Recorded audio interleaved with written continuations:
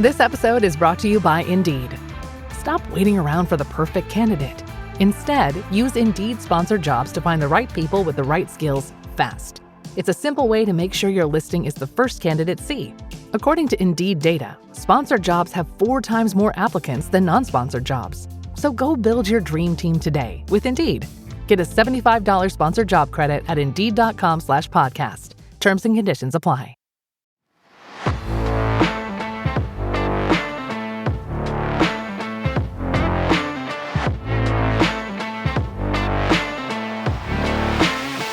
Well, everybody, want to welcome y'all back to another episode of Field Note Fridays. We are going to be talking Whitetail Activity Report this week, and we've got good friend and HuntStand team member, Mr. Brett Joy. He's from the boys over there at Just Hunt Club, so if you haven't seen them yet, make sure you head over to their YouTube channel. Check them out. But Brett, welcome to the podcast, man. Hey, thanks for having me. I appreciate it. I always love to jump on and talk deer hunting when I have the opportunity. I know, right? It's the time of year that we're finally getting some cool weather here in Texas. Leaves are turning color. So oh, yeah. Can't complain about that, talking deer hunting. Absolutely. Well, man, one of the things I like to do to get most of these podcasts started is I like for the guests to just kind of give the listeners that what I call the 30-foot tree stand view or the 30,000-foot view of who you are. You know, kind of give us the quick and skinny of Brett, man. Yeah, so I am from New Hampshire in New England, if you haven't heard of it. We seem to be forgotten about a lot. Are you a Patriots fan? Hunting world. Yeah, bandwagon Patriots fan, I'll call myself. I played college baseball, and I was like really immersed in sports and that side of, I guess, the world. But after I stopped playing, I just like really haven't paid much attention to sports and focused on hunting and work and family. So I would say I used to be, but I'm just not a big sports guy anymore. And for whatever reason, it was weird because I played at a high level and was like, it was my life. But once I shut that door, it's like I never looked back, which I don't know. But kind of hunting took that place for me, so I get like really focused on things. So anyway, from New Hampshire, still live here. I've traveled all over. Actually, I haven't been to Texas. That's probably one of the only areas I haven't been to. Is like the I guess you call it the Southwest, South whatever. But I've hunted pretty much everywhere else in the country for whitetails. I really appreciate the challenge and unique landscapes of the Northeast and New England. So I've been focused on that more lately. So that's where I hunt probably most of the time from mid-September through early December. And I usually try to travel early in the season, early September, and then late if possible. But yeah, that's what I do. I hunt a lot of different landscapes. I think my thing I'm really into now is like mountain hunting up here. We have a lot of big tracts of big woods, low deer densities, but some really cool old bucks.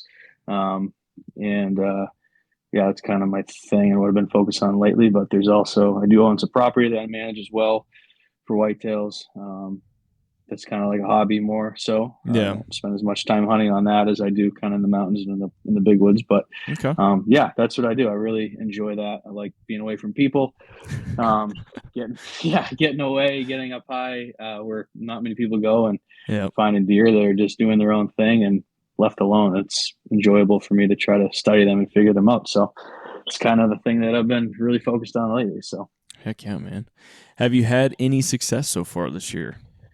I haven't had any success at home. I did kill a big deer in Alberta first week in September in Velvet. Not really super applicable to what's going on now. Obviously, lots have changed since Velvet has shed. Yeah. But I have been out. I was close on a big deer that I'm hunting at home in the mountains a couple times. He was within a couple hundred yards on trail camera, which in the landscapes I'm hunting is pretty damn close because I'm talking like 10,000 acres of timber. And if you get within 200 yards, it's pretty good. Didn't see him either time, but he was, it was, if he had hit one scrape and not the other, I would have been in business. But that's been the season. I've been hunting that one deer for the most part when I can, trying to figure out, the right move. It's always a balancing act where I hunt because it takes me a long time to get in and out. And it's a drive and then at a minimum an hour hike to get to this deer. Yeah. If not an hour and a half, depending on how I'm coming in or whatever, what the wind's like and what stand I'm hunting. So I'm hunting as much as I can, but also trying to pick my spots and, manage my time because I still have other obligations and I can't just hunt them every day and forget everything else. So you wish you could though.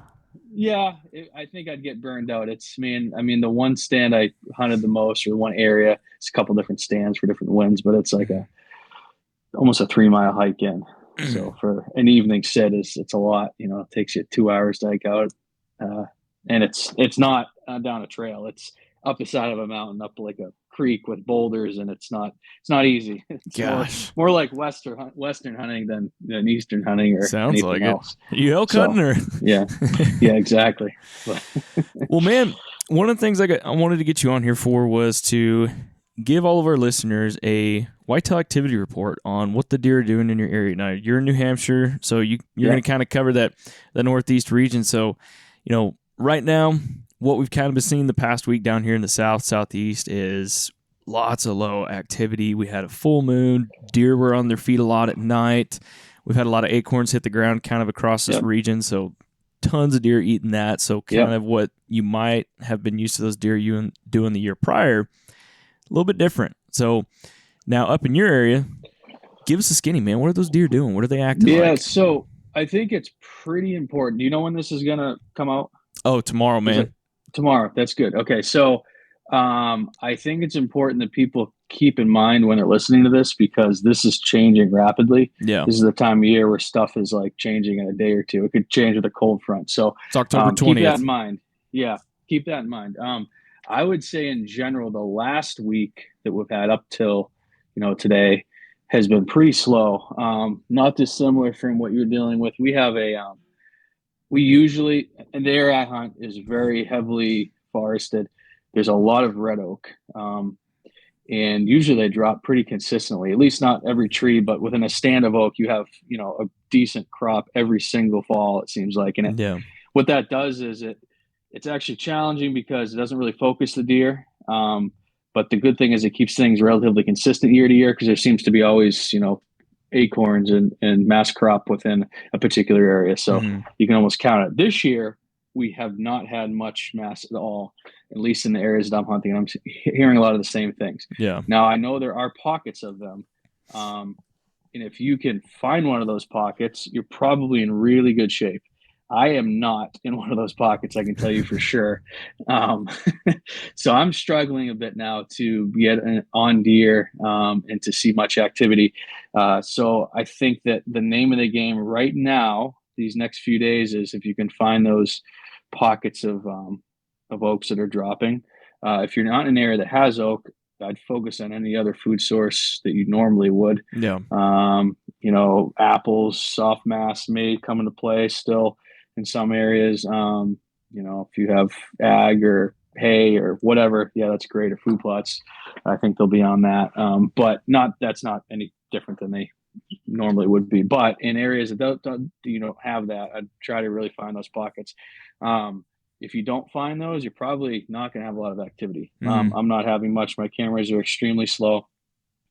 Even with these fronts we've been getting in the Northeast, which are pretty good weather for this time of year, haven't been seeing a lot. Yeah. But we're still getting deer that are starting to show up in spots, particular bucks that, haven't been there yet. Yeah. And it's been a slow build for the last 2 or 3 weeks where we're seeing more stuff going on. I just don't think it's a time of year, or it's not there yet where they're, really hitting scrapes aggressively. I've seen them in the past during this time frame do that. And I think, like I said, if you're in one of those oak pockets, you may see a lot of like microcosm of like really good pre-rut activity, but it doesn't seem like they're going very far, if that makes sense. So you kind of got to find that isolated pocket. I think that's going to expand though, as the month progresses, for sure. Definitely. And it's going to kind of cover more than just these pockets. But right now, that's my assessment, I guess, of what's going on. Is these deer are super localized, and if you're not there, then you're not in the action. But as they start to move more as the month progresses, they're going to start to check those more traditional areas. Those little isolated pockets of mass crop aren't going to be as significant, and it's going to improve. That's what I think. Yeah, and I think, once we start getting some more of those cool fronts and they start getting real ruddy, you'll probably see a couple of deer that you haven't seen all year. just popping up, just those roamers. Absolutely. Yep. Yeah, they'll start to show up where they traditionally do. I was really hoping I would get on this deer that I'm hunting before the rut, like during this time frame, but isn't happening. So it's going to have to probably be the rut, I would imagine. But I think I have a good opportunity at him during the rut, just because traditionally I know where he kind of cruises, and I know where several doe groups that he checks are. So I should be in good shape. But I'm going to keep monitoring, sign and the cameras, and kind of make an assessment of, what to do now. But I actually haven't hunted for a bit, just because it hasn't been, not that I couldn't get lucky or something couldn't happen. Right. Absolutely could. But it just, I've kind of weighed the risk reward, and right now it's just not worth it. So I haven't been in the woods, although I want to be. So yeah, that's kind of the same thing we got going on right now. Is it's just slow, and it's tough hunting.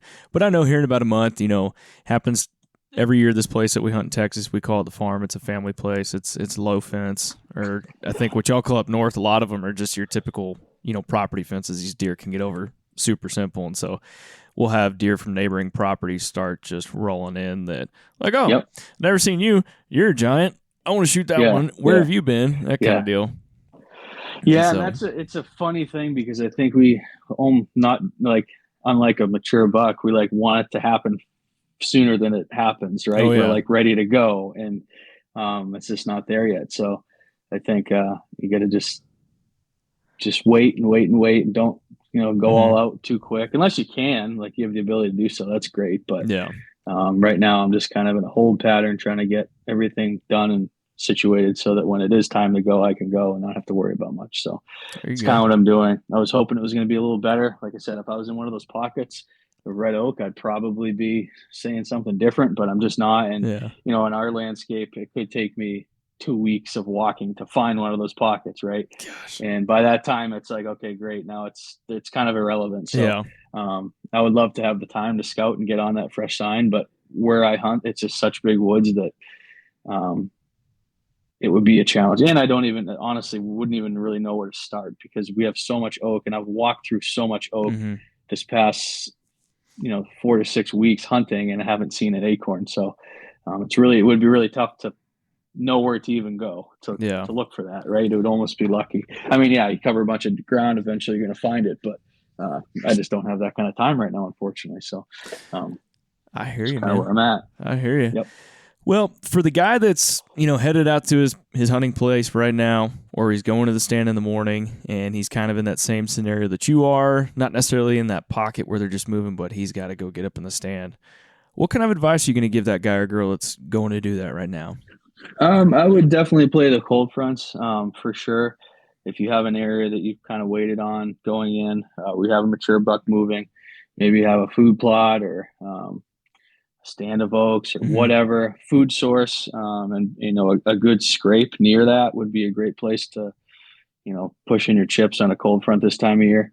I think they're already definitely hitting scrapes. I think that at least in our area, it's going to really increase over the next 10 days, I would say.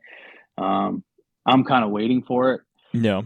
But we just haven't seen it like I thought. And like I said, I just think I'm out of the loop a little bit on it. But if you have a buck regular and you have a cold front coming, I would definitely put in some time on a scrape if you have him hitting it and that it's a scrape that he or other mature bucks have hit in the past. I think it's a great tactic. If you you have that spot with the deer after, or any deer, a hot spot close to food source, you get a front coming and of a good scrape, or even a scrape on a food source, that's a great place to sit and spend your time, I think, in the next week or so.